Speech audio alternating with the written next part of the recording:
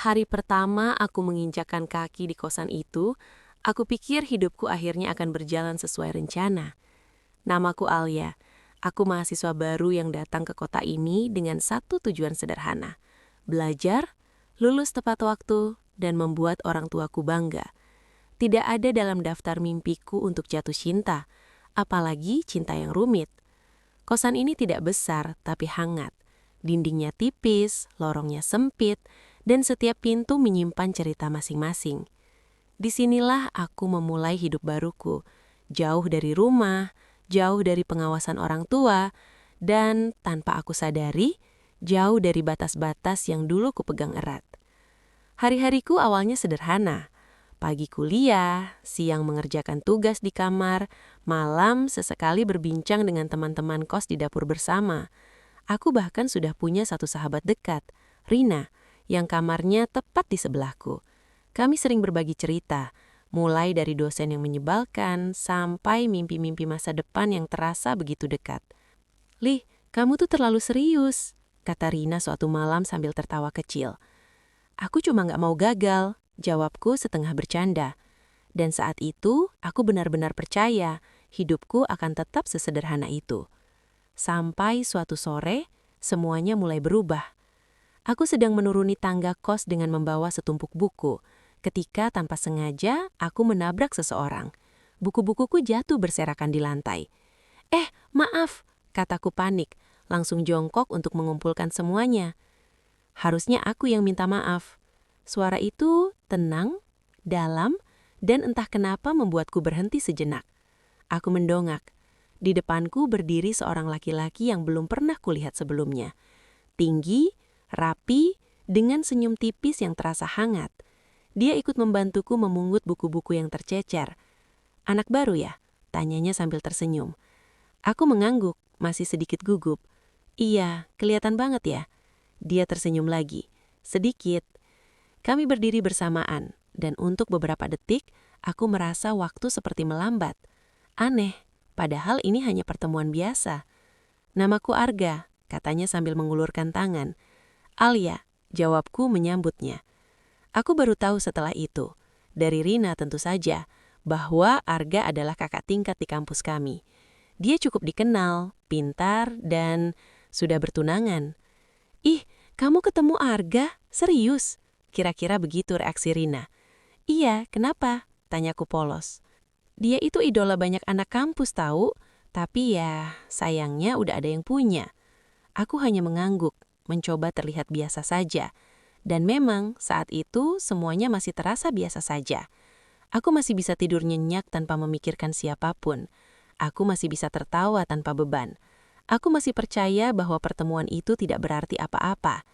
Tapi aku tidak tahu bahwa sejak hari itu, langkahku perlahan mulai keluar dari jalur yang seharusnya.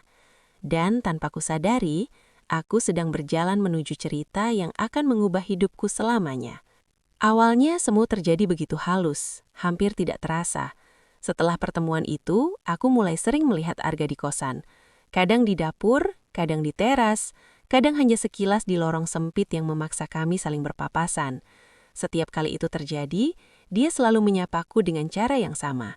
Senyum tenang, seolah dunia tidak pernah benar-benar rumit. "Alia, kuliah pagi?" "Iya, Kak." Sederhana, biasa saja. Tapi entah sejak kapan aku mulai menunggu momen-momen kecil itu. Aku mulai sengaja turun ke dapur di jam-jam yang sama. Aku mulai memperhatikan suara langkah kaki di luar kamar. Dan yang paling menggangguku, aku mulai mengingat detail-detail kecil tentangnya.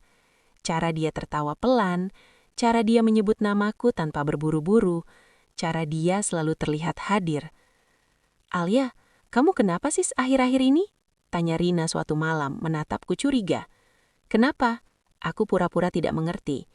"Kamu sering bengong. Jangan bilang kamu..." Aku langsung memotong. "Gak mungkin.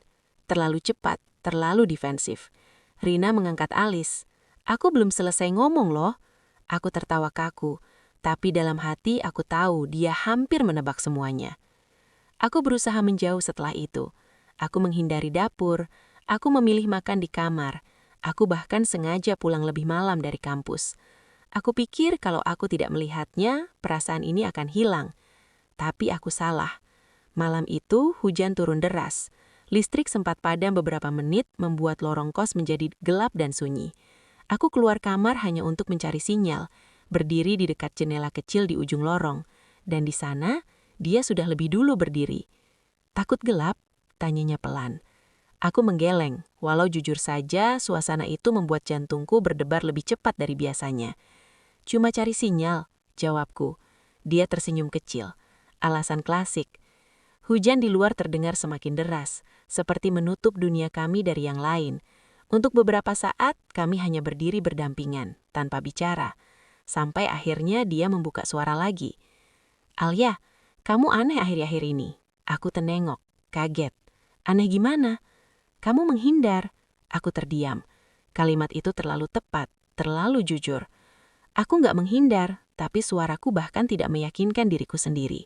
Dia tidak langsung membalas, hanya menatapku, lama.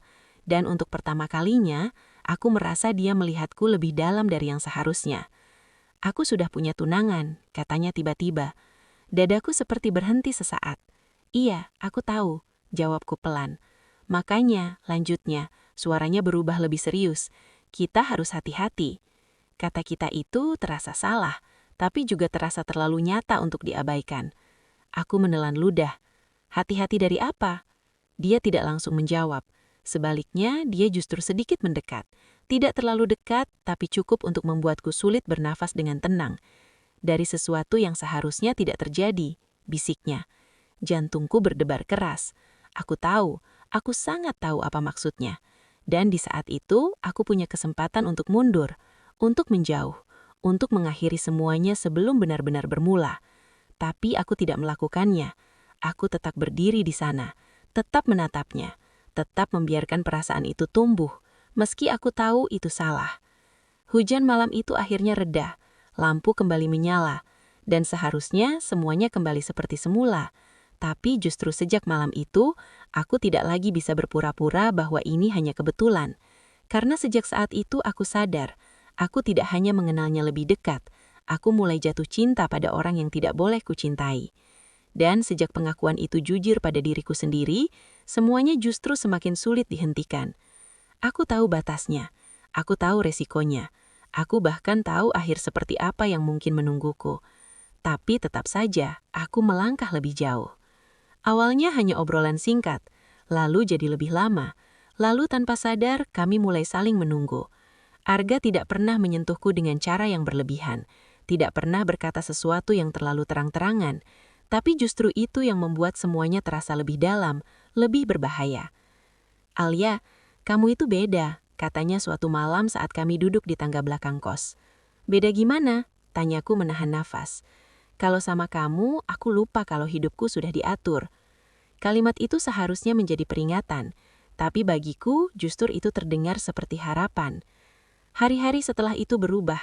Aku tidak lagi sekedar menunggu dia, aku membutuhkan dia. Pesan singkat darinya bisa membuat hariku terasa lebih ringan. Tatapan kecil darinya bisa membuatku tidak bisa tidur semalaman. Dan yang paling berbahaya, aku mulai merasa bahwa ini bukan sepihak, bahwa dia juga merasakannya. "Aku nggak bisa terus kayak gini," katanya suatu malam. Aku terdiam. "Maksudnya?" Dia menatapku lama. Aku tahu ini salah, tapi aku juga nggak bisa menjauh. Jantungku bergetar. Kalimat itu seperti pintu yang terbuka lebar menuju sesuatu yang tidak bisa kami kendalikan. Dan benar saja, malam itu menjadi batas yang kami lewati bersama. Bukan karena paksaan, bukan karena ketidaksadaran, tapi karena kami sama-sama memilih untuk tidak berhenti. Setelahnya, dunia terasa berubah. Aku tidak lagi hanya seorang mahasiswi yang tinggal di kosan sederhana.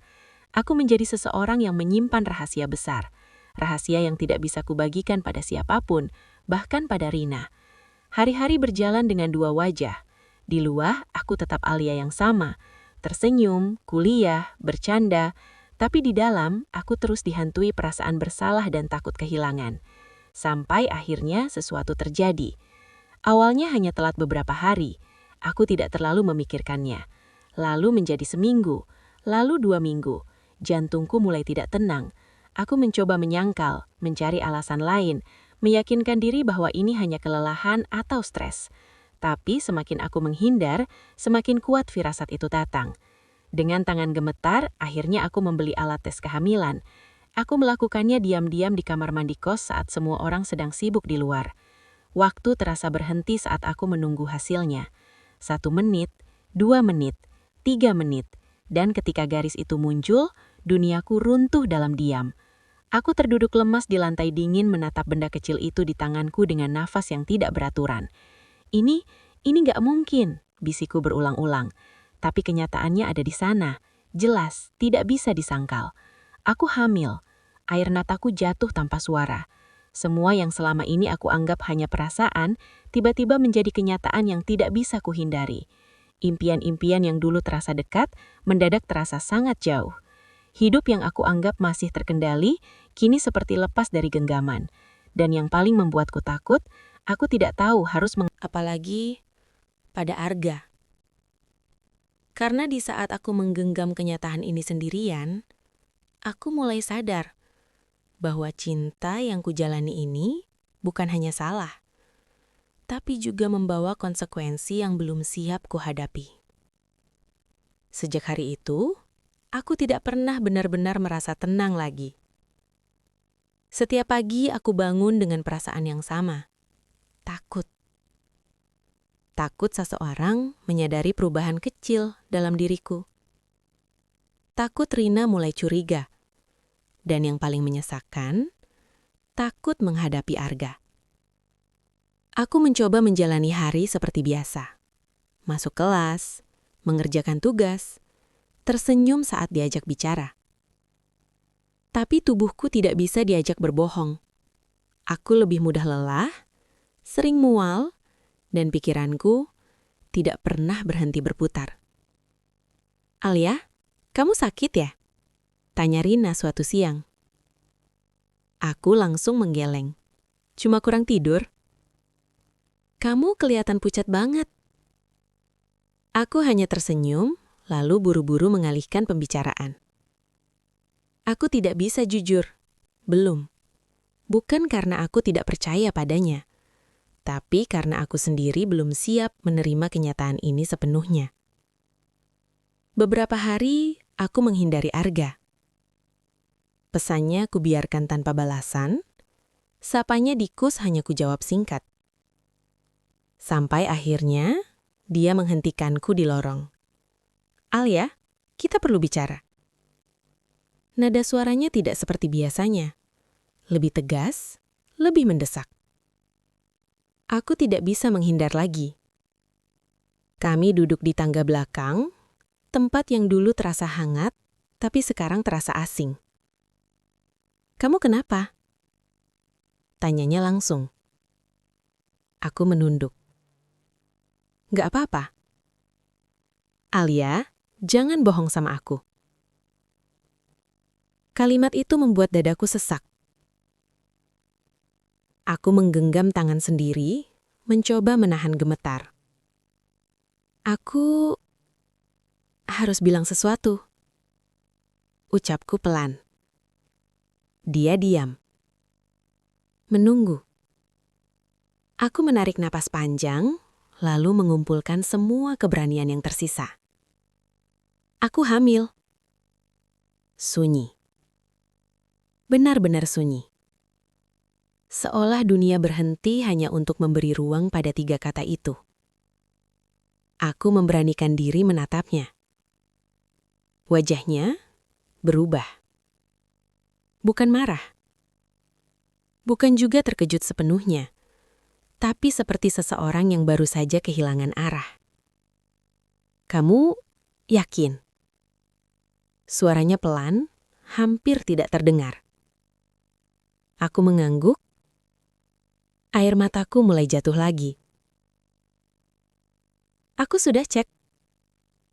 Dia menutup wajahnya dengan kedua tangan, menarik napas dalam. Aku menunggu.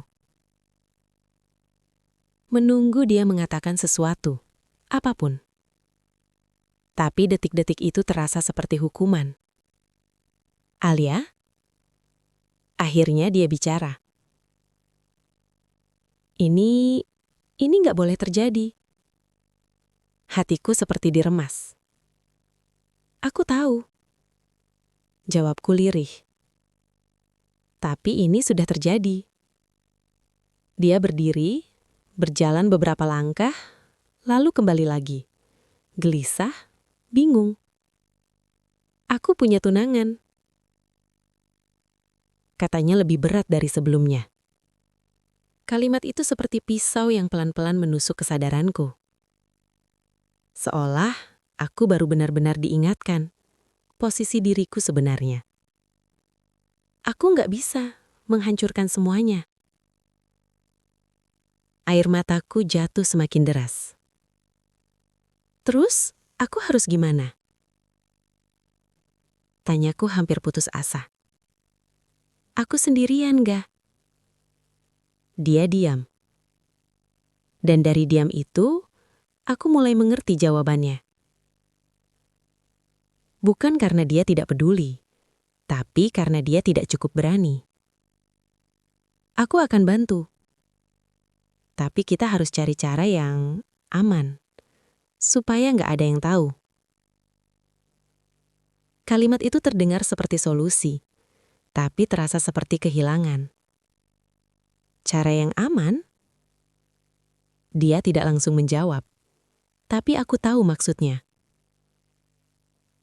Dan untuk pertama kalinya, aku merasa benar-benar sendirian, meski dia ada di depanku. Semua usaha untuk menyangkal, menyembunyikan, dan berharap runtuh dalam satu percakapan. Aku ingin marah. Ingin menangis lebih keras. Ingin memaksa dia bertanggung jawab seperti yang kubayangkan. Tapi yang tersisa hanya satu hal. Pilihan. Pilihan yang tidak pernah ingin kupunya.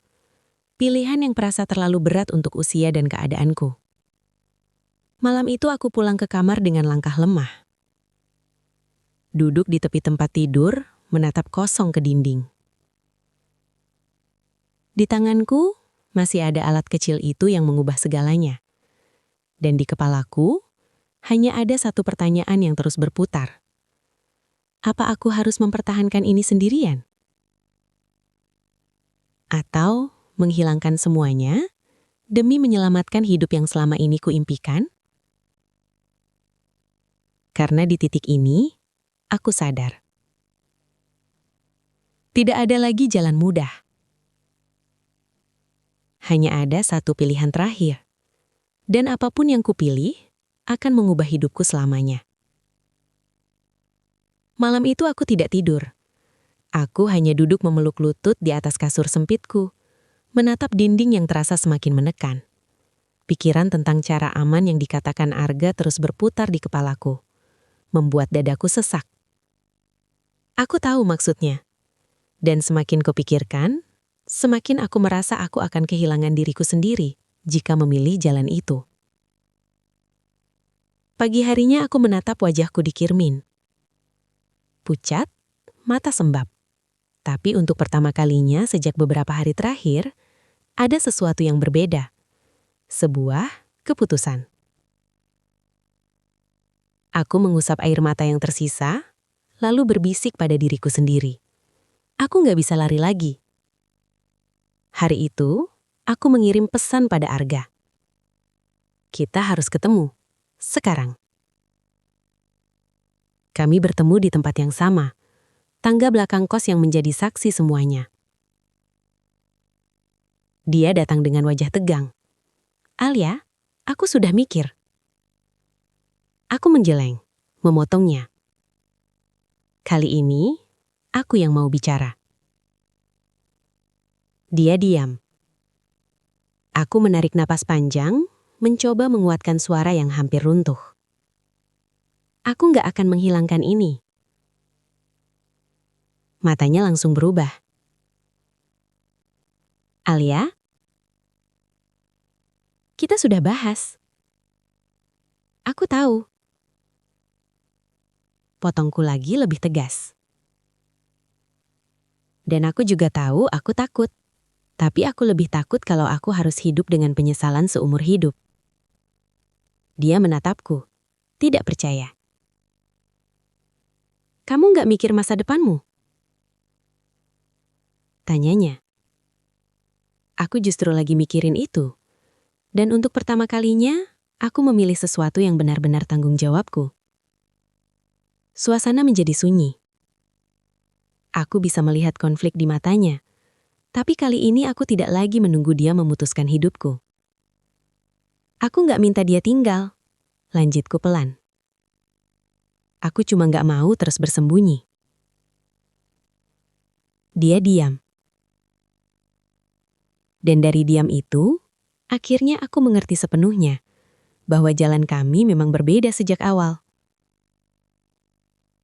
Alia? Suaranya melemah. Aku nggak sekuat kamu. Aku juga nggak sekuat itu. Tapi aku cuma nggak punya pilihan lain. Percakapan itu menjadi akhir dari semuanya. Bukan dengan pertengkaran, bukan dengan teriakan, tapi dengan sesuatu yang jauh lebih menyakitkan. Keikhlasan yang dipaksakan. Hari-hari setelahnya menjadi ujian terberat dalam hidupku. Aku akhirnya jujur pada Rina. Awalnya dia terdiam lama, lalu memelukku erat. Kamu nggak sendirian. Katanya, suaranya bergetar. Aku menangis di bahunya pertama kalinya tanpa harus berpura-pura kuat. Aku juga mulai menghadapi kenyataan di kampus. Bisik-bisik mulai terdengar. Tatapan orang berubah. Tapi setiap kali aku hampir menyerah, aku mengingat satu hal. Aku sudah memilih jalan ini, dan aku tidak akan mundur. Perlahan, hidupku mulai menemukan bentuk baru. Tidak mudah, tidak sempurna, tapi nyata. Aku belajar menerima diriku, belajar bertanggung jawab, dan yang paling penting, belajar bahwa kekuatan tidak selalu berarti tidak merasa takut. Waktu terus berjalan, dan untuk pertama kalinya sejak semuanya terjadi, aku tidak lagi merasa terjebak. Karena di balik semua rasa sakit ini, aku menemukan sesuatu yang tidak pernah kuduga sebelumnya. Harapan. Harapan itu tidak datang dengan cara yang indah. Ia datang bersama air mata, kelelahan, dan hari-hari panjang yang terasa tidak ada ujungnya. Tapi perlahan, harapan itu tumbuh. Kecil, rapuh, tapi nyata. Bulan-bulan berlalu. Perutku yang dulu hanya menyimpan rahasia, kini mulai terlihat jelas. Aku tidak lagi bisa bersembunyi. Dan untuk pertama kalinya, aku berhenti mencoba. Aku berjalan di kampus dengan kepala tegak. Meski bisikan masih ada. Meski tatapan masih terasa menusuk. Tapi aku tidak lagi hancur karenanya. Karena aku tahu, aku sedang memperjuangkan sesuatu yang lebih besar dari rasa takutku. Rina tetap di sisiku. Dia yang selalu mengingatkanku untuk makan. Dia yang menemaniku ke pemeriksaan rutin. Dan dia yang sering berkata, "Kamu kuat, Li. Lebih kuat dari yang kamu kira." Aku tidak pernah benar-benar merasa kuat. Tapi aku belajar untuk tidak menyerah. Tentang Arga, dia perlahan menghilang dari hidupku. Bukan karena aku membencinya, tapi karena aku akhirnya mengerti. Tidak semua orang yang kita cintai akan berjalan bersama kita sampai akhir. Dan itu tidak apa-apa. Hari itu akhirnya tiba. Hari di mana semua rasa takut, rasa sakit, dan harapan bercampur menjadi satu. Aku menggenggam tangan Rina erat, napasku tidak beraturan. Tapi hatiku anehnya tenang. Dan ketika tangisan kecil itu terdengar untuk pertama kalinya, duniaku berubah. Bukan runtuh, bukan hancur, tapi berubah menjadi sesuatu yang baru. Air mataku jatuh tanpa bisa kutahan, tapi kali ini bukan karena takut, melainkan karena aku berhasil bertahan. Aku menatap wajah kecil itu, begitu polos, begitu tenang, dan untuk pertama kalinya, aku merasa semua yang kulewati ada artinya. "Hai," bisikku pelan. "Kita berhasil ya." Hari-hari setelahnya tidak selalu mudah. Ada lelah yang tidak bisa dijelaskan. Ada rasa ragu yang kadang datang tiba-tiba. Tapi setiap kali aku melihatnya tersenyum, aku tahu aku tidak salah memilih. Aku tetap melanjutkan kuliahku, meski lebih lambat dari rencana awal. Aku tetap mengejar mimpiku, meski jalannya berbeda dari yang kubayangkan dulu. Dan yang paling penting, aku tidak lagi berlari dari diriku sendiri. Kini jika aku melihat ke belakang, aku tidak hanya melihat kesalahan. Aku melihat proses. Aku melihat seorang gadis yang dulu naif, yang pernah jatuh terlalu dalam, yang pernah hampir kehilangan arah, tapi akhirnya memilih untuk berdiri. Jika ada satu hal yang kupelajari dari semua ini, itu adalah cinta tidak selalu datang di waktu yang tepat, tidak selalu hadir dalam bentuk yang benar, tapi pilihan selalu ada di tangan kita. Dan meski pilihanku dulu membawa luka, aku juga menemukan kekuatan yang tidak pernah kuketahui sebelumnya. Namaku Alia, dan ini adalah kisahku tentang cinta yang salah, tentang kehilangan, tentang keberanian, dan tentang bagaimana aku menemukan diriku kembali dari sesuatu yang hampir menghancurkanku.